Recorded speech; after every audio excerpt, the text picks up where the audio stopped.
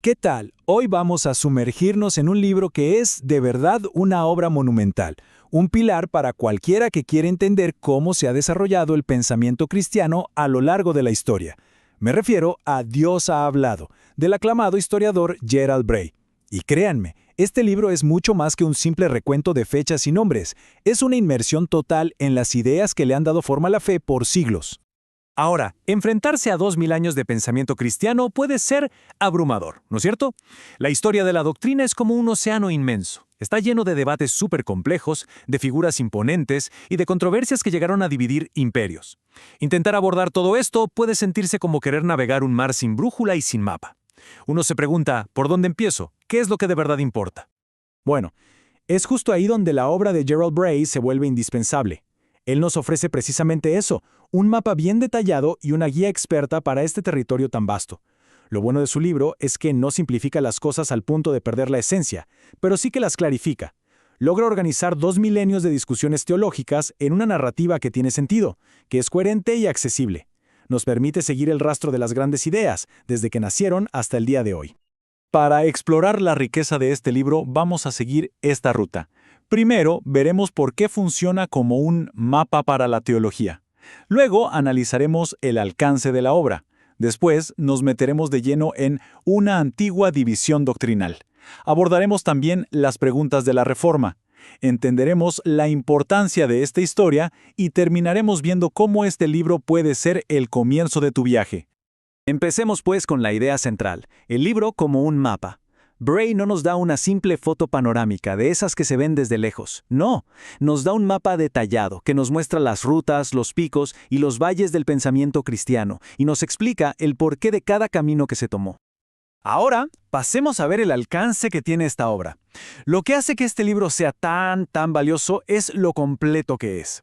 Bray no se queda solo con un par de temas famosos. Su análisis va desde la doctrina de Dios y la creación, pasa por la persona de Cristo y llega hasta la obra del Espíritu Santo y la vida de la Iglesia. Es de verdad un panorama completísimo y muy riguroso. Para que se hagan una idea de esa profundidad, tomemos solo un ejemplo, la séptima parte del libro, que está dedicada al Espíritu Santo.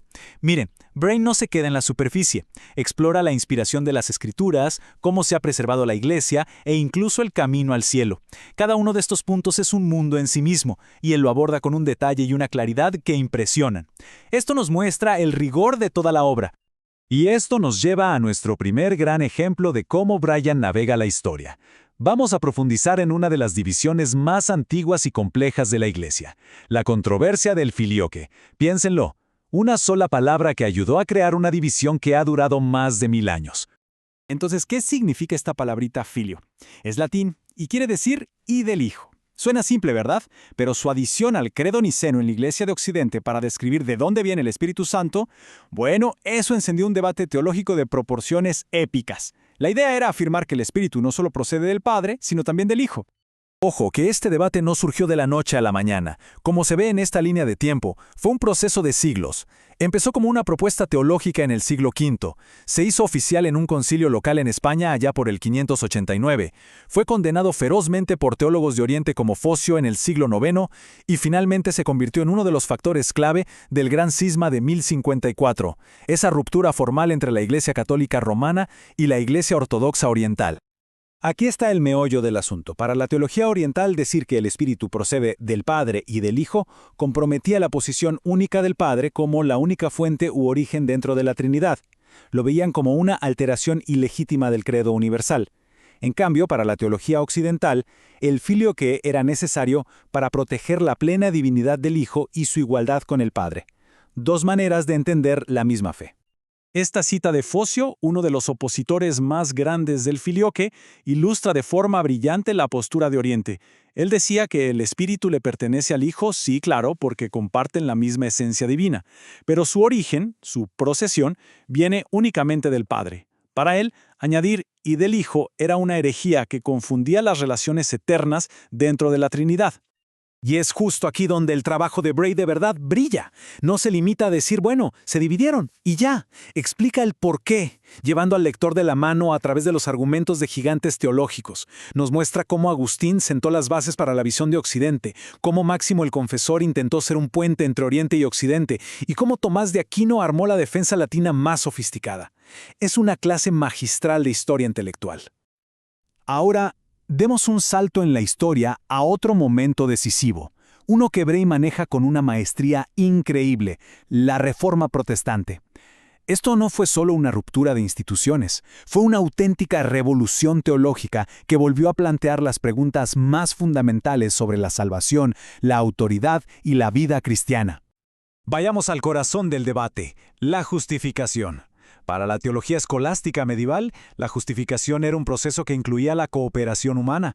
Las buenas obras, hechas por la gracia de Dios, contribuían a la justicia de una persona. Pero Lutero rompió con esto de una forma radical. Para él, la justificación no es un proceso, sino un veredicto legal. Es una justicia pasiva, como él la llamaba, que no producimos nosotros, sino que recibimos enteramente de Cristo, solo por la fe. Esta cita de Lutero es dinamita teológica pura. Al distinguir entre una justicia activa, que es la obediencia a la ley en la vida diaria, y una pasiva, que es la justicia de Cristo que recibimos por fe, cambió todo el paradigma. La conciencia del creyente, argumentaba él, descansa únicamente en la justicia de Cristo, no en su propio desempeño. Imaginen, esta idea liberó a miles de personas de una carga espiritual que era abrumadora. Pero la reforma fue mucho más que la justificación, ¿eh? Como bien detalla Brace, se abrieron debates en todos los frentes. La práctica del bautismo de niños fue cuestionada por los anabaptistas. La naturaleza de la presencia de Cristo en la Cena del Señor dividió a los mismos reformadores. La cuestión fundamental de la autoridad, si estaba en la Escritura sola o en la Escritura y la tradición, fue el principal campo de batalla. Y por supuesto, la figura del Papa fue revaluada de una forma drástica. Esta declaración de la Confesión de Westminster, uno de los documentos clave del protestantismo reformado, no podría ser más clara. Representa la ruptura definitiva con la autoridad papal. Para los reformadores, la idea de un vicario de Cristo en la tierra le quitaba la autoridad única a Cristo como cabeza de la Iglesia. El libro de Bray nos ayuda a entender no solo esta declaración, sino los siglos de historia que le hicieron posible. Bien, estos dos ejemplos, el filioque y la reforma, nos demuestran por qué esta historia es tan importante. Ahora vamos a ver por qué el libro de Bray es la guía definitiva para entenderla. La primera razón es su increíble claridad. Bray tiene un don especial para tomar debates teológicos que son súper densos y a menudo confusos, y presentarlos de una manera lógica y que se entiende. No sacrifica la profundidad, pero sí quita la jerga innecesaria, permitiendo que las ideas centrales brillen con luz propia. En segundo lugar, el libro establece conexiones que son vitales. No trata la historia como si fuera una pieza de museo. Al contrario, nos muestra cómo una controversia del siglo V sobre la Trinidad sigue definiendo las relaciones entre católicos y ortodoxos hoy en día, o cómo las preguntas que se hizo Lutero en el siglo XVI dieron forma a los cientos de denominaciones protestantes que conocemos. Bray demuestra que el pasado no está muerto, es el ADN de nuestro presente teológico. Y tercero, su rigor académico. Este libro está fundamentado en fuentes primarias y en la investigación más reciente. Bray no solo resume, sino que nos lleva a escuchar las voces originales de la historia.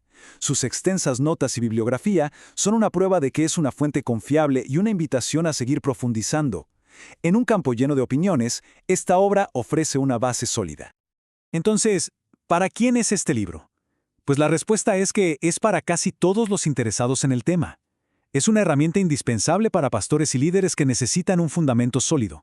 Es un texto esencial para estudiantes de teología e historia, pero también es increíblemente valioso para cualquier creyente que desee entender las raíces de su fe y para cualquier persona curiosa por comprender una de las tradiciones intelectuales más influyentes de la historia. Y así llegamos al verdadero propósito de esta obra. No es solo un libro de historia, es el comienzo de un viaje.